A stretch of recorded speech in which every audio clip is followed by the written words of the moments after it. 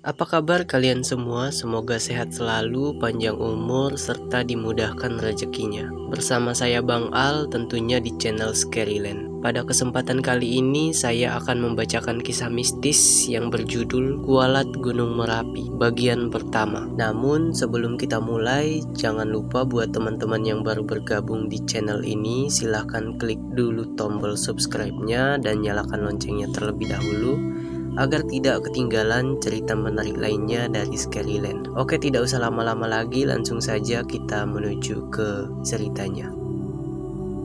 Suryana Pradipta, itulah namaku.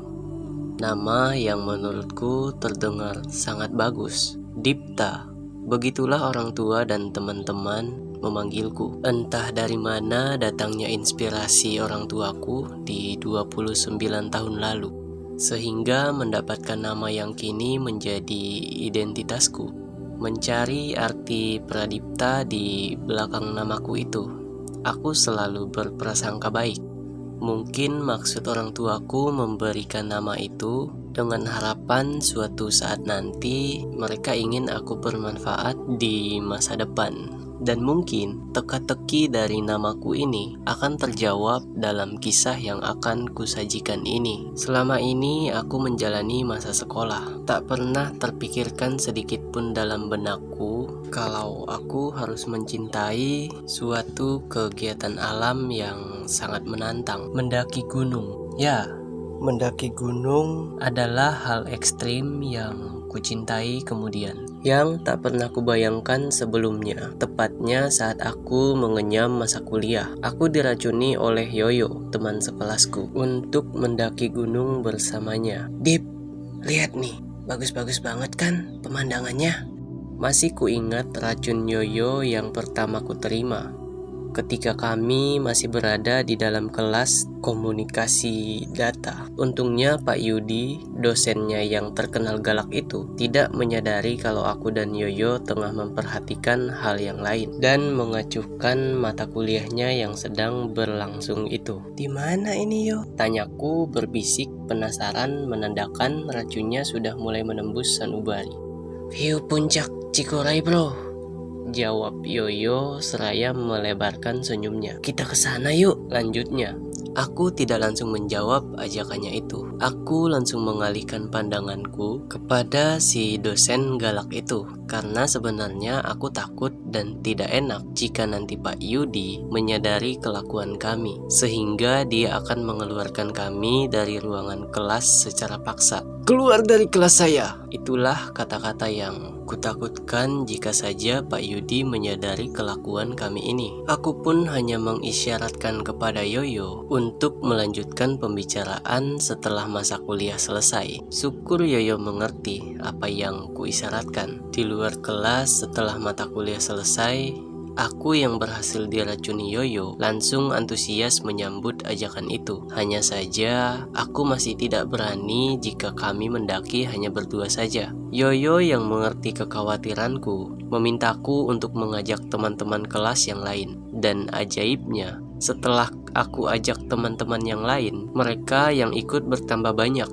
Total yang akan mendaki Gunung Cikuray menjadi 16 orang. 2014, menjelang akhir tahun adalah kali pertamanya aku menginjakan kaki di atas tanah tertinggi di kota Garut itu, bersama semua temanku yang ikut kala itu. Semua terasa menyenangkan. Mendaki gunung bagai mengandung senyawa kafein yang dapat membuatku kecanduan. Semenjak itu, aku semakin ketagihan untuk terus mendaki gunung-gunung yang lain. Bahkan aku dan Yoyo dipercayai sebagai orang yang memiliki komando akan kegiatan-kegiatan pendakian di kelasku. Cikuray berlalu, April 2015. Aku mengajak teman-temanku kembali untuk menyapa indahnya puncak tertinggi Jawa Barat, Gunung Ciremai, gunung yang katanya terkenal angker. Sayangnya, sebagian orang yang ikut di Cikuray sebelumnya tidak bisa ikut pendakian ke Gunung Ciremai disebabkan oleh kesibukan melakukan PKL kala itu. Sementara aku dan teman-teman yang masih melakukan pendakian belum mendapat tempat untuk melakukan PKL, sehingga kami masih bebas menginjakan kaki di mana saja. Tapi apapun itu, aku masih bersyukur karena saat pendakian Ciremai, aku tidak mengalami hal mistis sama sekali. Tidak seperti apa yang sering diceritakan oleh orang tentang Gunung Ciremai. Semuanya baik-baik saja, kami pun merasa senang dan bersyukur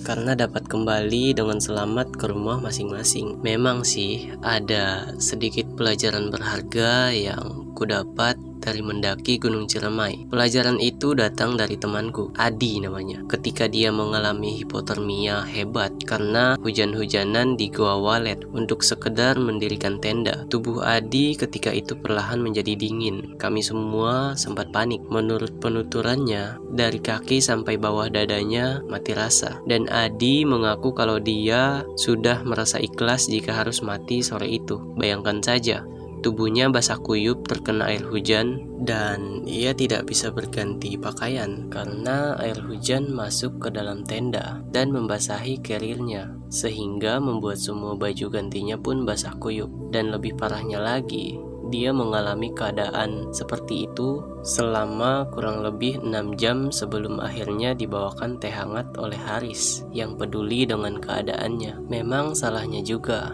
Adi sangat minim persiapan dan hanya membawa jaket tipis, sedangkan teman-temanku yang lain membawa perlengkapan yang memadai, sehingga keadaan dingin pun dapat teratasi.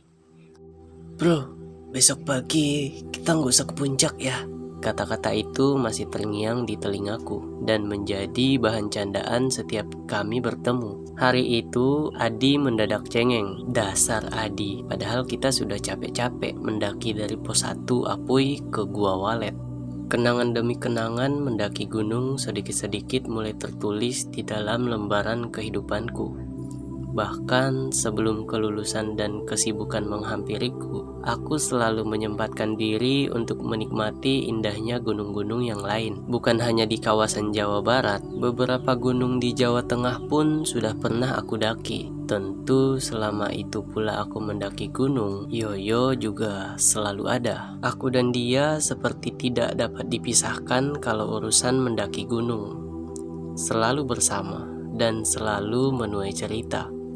Sebenarnya masih ada satu gunung di Jawa Tengah yang belum aku daki, yaitu Gunung Merapi. Ingin sekali aku menginjakan kaki di sana bersama sahabatku. Hingga akhirnya pada suatu hari, dalam kantukku yang sudah sangat terasa dan langit malam minggu yang semakin menghitam, aku berniat untuk memode pesawatkan HP-ku yang kusimpan tak jauh dari kasurku ini. Secara tak sengaja aku melihat notifikasi WhatsApp dari Yoyo yang berisi ajakan untuk mendaki Gunung Merapi. Gak salah nih. Kukucek mataku untuk memastikan setiap baris kalimat yang tersaji dalam pesan itu. Masih dalam perasaan tak percaya. Ternyata benar bahwa itu adalah ajakan Yoyo kepadaku untuk mendaki Gunung Merapi. Rasa kantukku mendadak hilang, berganti dengan perasaan bahagia yang tak terhingga. Karena kebetulan juga kuliahku sudah beres dan aku pun masih dalam keadaan menganggur. Tak perlu pikir panjang, aku pun menyetujui ajakannya. Aku ingin kebahagiaan ini tidak kurasakan sendirian, sehingga aku pun mengajak beberapa teman semasa kuliahku yang masih ready untuk diajak mendaki. Ibang, Gundil, Mulki, dan satu orang sahabatku, Kucai namanya. Hanya itulah dari sekian banyak teman-temanku yang masih belum mendapatkan pekerjaan, termasuk aku dan Yoyo. Akhirnya setelah beberapa purnama sudah aku menanti kesempatan mendaki Gunung Merapi, dan akhirnya kesempatan ini pun datang juga.